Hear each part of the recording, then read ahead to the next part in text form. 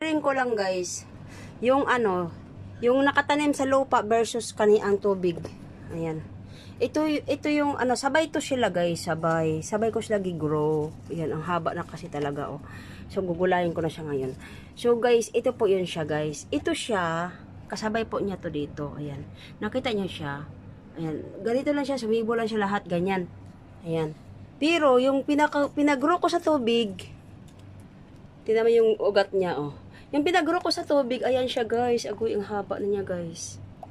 Grabe oh, ang haba na talaga ng tangkay ng ng aking. Yan. So ngayon ang gagawin natin guys ay gugulayin na natin yung ating tangkay guys. Gugulayin natin. Guys, igugulayin na natin to siya.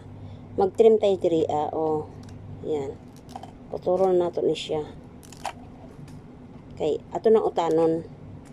Kaya na niya kayang motin